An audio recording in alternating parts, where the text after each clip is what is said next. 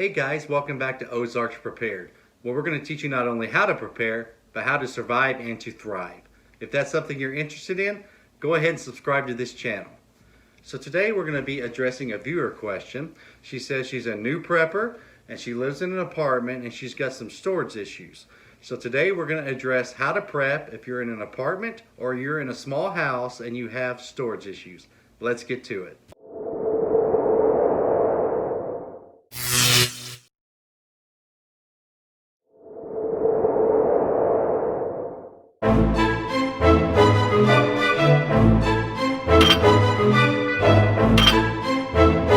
Well, I've put together a list of 20 things that you can do right now to help with prepping when you have storage issues.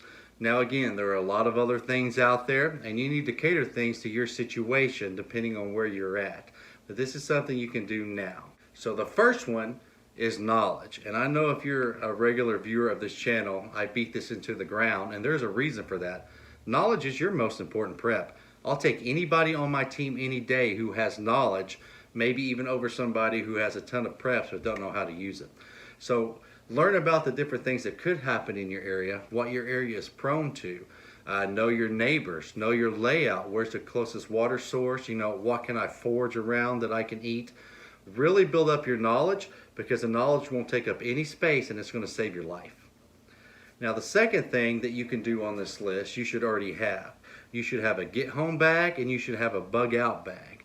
Both of those things should be packed full of the things you determine you need that you can use in this situation. If you're not sure what kind of bug out bag to put together or what to put in that or your get home bag, I'm going to go ahead and I'm going to put a link in the end where you can click on it and it's going to tell you what you should have in those bags. Number 3 is a good storage system. Now there are all kinds of websites out there, there are all kinds of blogs and vlogs out there that address just that. They tell you how to maximize space when you don't have much of it.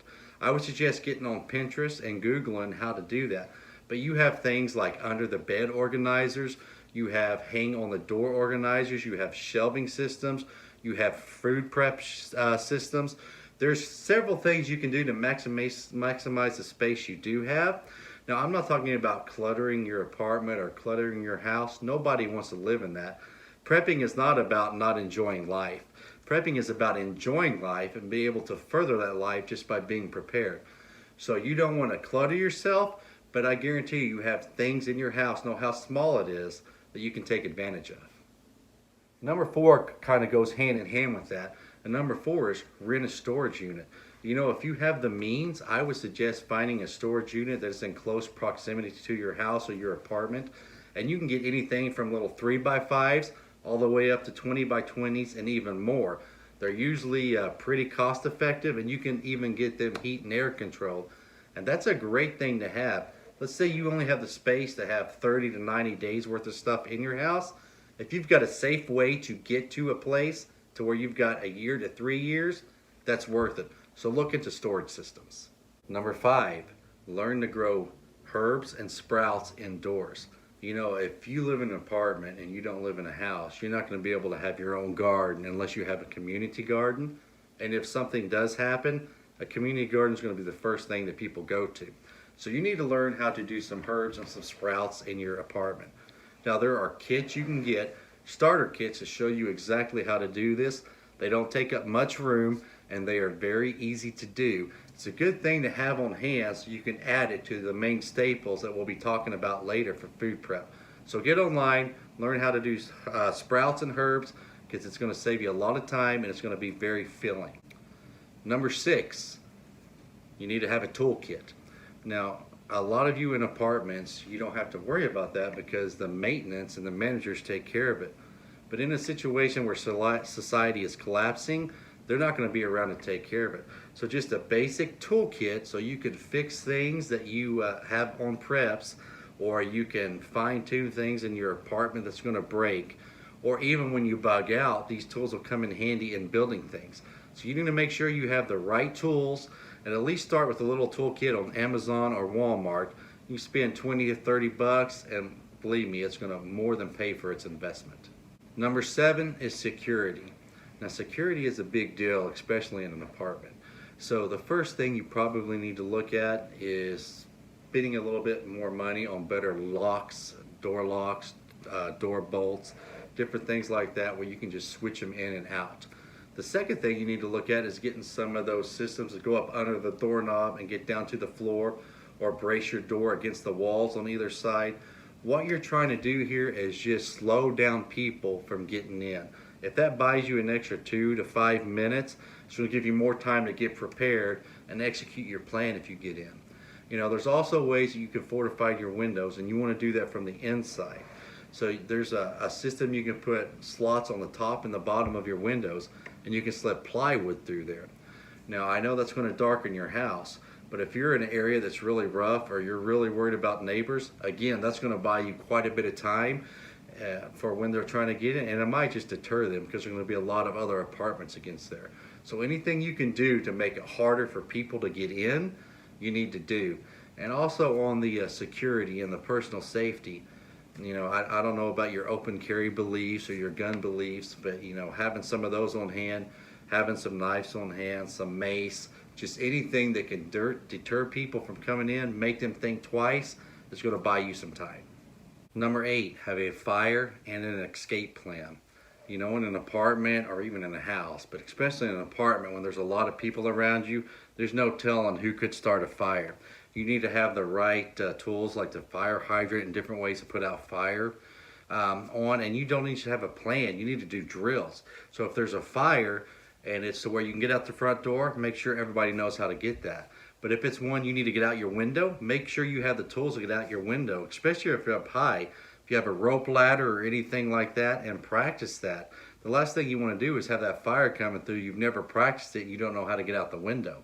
So with some of those security systems we were talking about, you want the ones that will keep people out, but you don't want the ones that's going to keep you in. Have it to where you can pull it out easy and you can get out if there's a fire. And if somebody's trying to get in as well, if they're coming in, they're trying to come through your front door or your front windows, be able to get out your back window. Have that plan in place to where you can get out and you can protect yourself. Number 9 is books. Now, books are important. And I know you might think, well, I've got online books, I've got all this, but if everything goes down, you're going to need some hard copies. And what I'm talking about that is there is literature on every possible survival situation out there. There's books on foraging, there's books on fire, on shelter, on different places that are safe to go to. You just want to have a good stack of literature that if something happens, you can fall back on and you can refresh your memory. Take the time and use some of that space that we're talking about for preps, because that knowledge in hand with those books is going to be worth its weight in gold, and it's going to be worth taking up some space to get it. Number 10, don't forget about water. As you know, we can only go 3 days without water. So having enough water on hand is going to be paramount in your survival. Now, water takes up a lot of space, and I know this. You can get some, you know, the bottles at Walmart. You can get the gallons. You can go and invest in those water bricks. They hold about 2.5 gallons each, and they're flat and they can stack. It's worth the space it'll take up because you're going to have water. But you know, when power goes out and all that, your water's usually going to run for a little bit after that.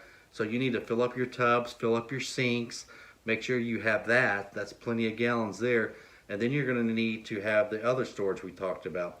You're also going to need to get life straws, get some water filter bags, because if it's raining, worst case scenario, you can hold something out, bring that water in, and you've got those filtration systems where you can drink that water. Now, what FEMA says is a gallon a day per person. What I've found is that's not enough. A gallon a day for a person is great, but when you add on, you've got to get clean, you've got to do chores, you've got to cook with water. To be on the safe side, you need to have about 2 gallons a day per person. So make sure you utilize every square inch you can for water bricks, filling up your tubs, filling up your sinks for the filtration. And then when you feel like you've got a good amount on hand there, then maybe you can put some of those extra things in your climate controlled storage. But definitely don't skip on the water, because the waters are going to be key in everything you do. Number 11 is be able to stay warm. You know, if the power goes out, especially in an apartment, it is horrible.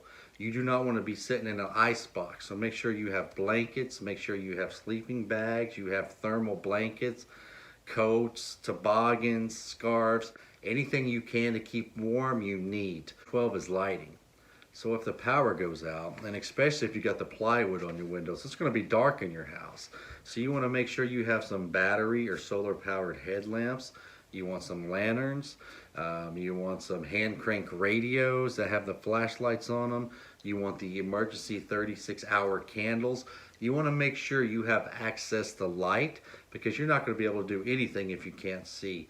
And even if you don't plywood your windows, when it's dark outside, you're going to have no light in there. So make sure you utilize everything you can to get light that doesn't take electricity, because you're probably not going to be able to have that. Number 13 is cooking equipment. Now, nothing would be worse than having all these food preps, but the power's out and you have no way to cook them. So you want to make sure that you have different ways on hand to cook them if it does go out. You know, if you're in a house or you're in a place where you can go out on a balcony, you can get a little propane grill that'll work great.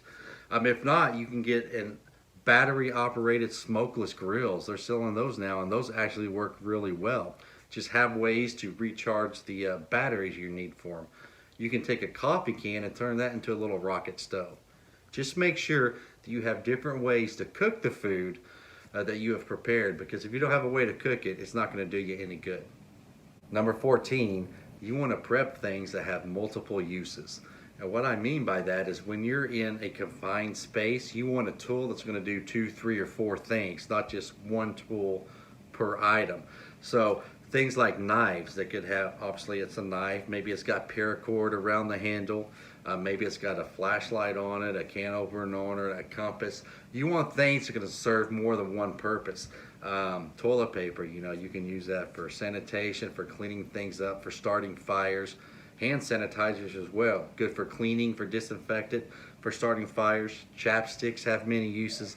You want to find the things that you can get the most use out, and also you want to look at things that you like to use or that you have used, but look for them in compact sizes. So let's say, you know, you've got to go out and you've got to cut your firewood. Well, yeah, it would be great to have a chainsaw or a big logging saw, but what's the chances of you being able to have that when your space is confined? So maybe get something like a folding saw. I mean, those things are great. It works just as well. You just got to put a little elbow grease in it. So really look at the things that have multiple uses and the things that you will need that you can get in compact size that will still be as effective for you. You want to stockpile food that has high calories for the amount of space they take up. Now, food is a big thing, and before you start prepping food, what I always tell people is you need to try it. So don't go and get some canned meat and just stock your shelves with them if you've never tried it, because if you do get in that situation and you try it for the first time and you hate it, that's going to be disheartening, seeing that's all you've got. But what you want to do is you want to get things like beans, like rice, like wheat, like oat. Things that are going to be very filling, that has a lot of nutritional value. And once you do that, you can start getting the 2, 3, 4, 5 pound bags and invest in some Mylar bags where you can put them in there and seal them. It's going to compact it and compress it, and you're going to have a lot of space, and it's going to last you about 25 years. You also want to focus on foods that you can eat without warming them up, like maybe some tuna, some Spam, different things like that, that you don't need to warm up. And then we all like a cooked meal. So also with that, you want to maybe have some foods that all you got to do is add some water and you can boil them. The easiest way to prep food is to prep the food you like, prep the food that's got the most bang for its buck and nutritional value, and the ones that is more cost effective that you can store more of. So really look through, see what you eat on a daily basis or a weekly basis, see what your family likes the most, and start prepping that. I would suggest getting a week at least, and then going up to 30 days, 60 days, 90 days. And I've also done a video on how to food prep at Walmart. I'm going to link that down here. So just click on that, and it's going to walk you through some of the best preps you can get at your local Walmart or your local grocery store. Number 16, you need to be a little secretive with your preps. Now, especially if you're in an apartment building, the last thing you want to do is see everybody that lives around you see carrying up tubs and tubs and tubs of food and preps, because you're 72 hours away from some real drama. Most people have about 3 days left of food, and when they're out, guess where they're going to come if you know you have it. So be sure and be very secretive, know your neighbors, do the threat assessment, but don't just go out there and let people know you have it. Because when they do come to your house, then you've got a couple of decisions to make. Number one, are you going to deplete what you put for your family and go ahead and give some to your neighbors? And the problem with that is they're going to tell other people, and then they're going to keep coming back when that runs out. Or are you going to say no and just keep it to yourself, in which case you might have an issue on hand with them trying to force your hand. So just be as secretive as you can. Only have people help you that you really trust. Number 17, you really need to work on a bug out location. Now I know if you're living in an apartment or a small house, money might be an issue. So even if you can just get an acre somewhere, or if you can't afford that, maybe you live close to a national forest or someplace where you know about that's secluded, that you can get out there in a spot where not many people are going to find you. Or maybe you can find some family members that have some land, and you can trade some of your knowledge that we talked about in exchange for room and board. And in fact, Steve with Prepping in Progress did a really good video on how to get that bug out location, and maybe how to trade some of your skills and some of your knowledge to get a place at somebody else if you don't have one. And I highly recommend you watch that video. I will put the link below so you can check that out.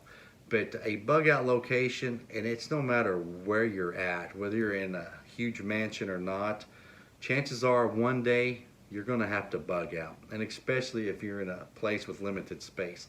So have that in the back of your mind. How can you start saving to get a location, or how can you secure yourself a spot with somebody who already has a location? Number 18, you want to make sure you have some communication equipment. So if the cell towers are still up, that's great. Just make sure you have a way to keep your phone charged. But if they go down as well and everything is down, you want to make sure you have some walkie-talkies, or you have the hand crank radios that or solar powered radios, or maybe you want to invest the time into getting your ham license and getting a ham radio. Either way, if you are bunched up in your bug out location, or in your house or in your apartment, and you don't know what's going on outside, you don't know if it's safe to get out there to bug out, to start living life again, that's going to be miserable. So make sure you have a way to listen to what's going on in the outside world, and you have a way to communicate with other people who are out there in it. Number 19, you need to look into some alternative energy. Now I know in an apartment it could be a little tricky, but nowadays they've got some solar banks and solar panels that will go right up in your windowsill. You can just click it up in your window, or you can set it on your sill, or you can put it on your back balcony or patio. And what that's going to do, it's not going to heat and cool and electrify your whole house, but it's going to ensure that you can have certain things electric and charge when you need it. Like maybe you need to charge your refrigerator a while, or maybe you need your cell phone charged, or some lights charged, some extra little things that you've got in your pack that you just need charged. It's a great way to do it, and you can count on that sunlight to do it. Because in a long-term situation with nobody taking care of the grid, the power will go down. So make sure if you've got the means, you can at least charge some of the smaller things that's going to make your life a little bit easier and make survival a little bit easier. Number 20 is you need to plan on a toilet. So your toilet probably will work for a while after everything goes down. You might still be able to flush it if you just add water to it, but eventually, without anybody taking care of that, that's going to back up. You need to have an alternative plan to take care of your waste. You know, you can get 5-gallon buckets that are made already for using the restroom, or you can make your own. Just get the 5-gallon bucket, put the little foam noodle on top. You're going to need some sand, you're going to need some sawdust. It's just a way where you can compost and take care of your own waste, because in a tiny space, without properly taking care of that, the odor's going to get bad, the sanitation's going to get bad, and you're going to get sick a lot quicker. So make sure you have a way to take care of that in your small space. Well guys, there you go. There is 20 quick things you can start right now if you live in an apartment or a small place. You got to cater those things to you. And maybe you want to skip a few steps and add a few more of yours, but at least that's a place to get you started, so you know there's no excuse not to start prepping. Because if you've got any kind of space at all, these are things you can do to enhance your survival situation. You know, if you have any questions on how to apply any of that, or you've got some special issues pertaining to your situation, feel free to comment. Send me a message. Email me at ozarksprepared@gmail.com, and I'll be glad to talk with you or help you in any way I can, because we're all on this together. I hope you enjoyed this video. If it helped at all, please give us the thumbs up and like it. And I really appreciate your time. And as always, guys, remember, prepare, survive, and thrive.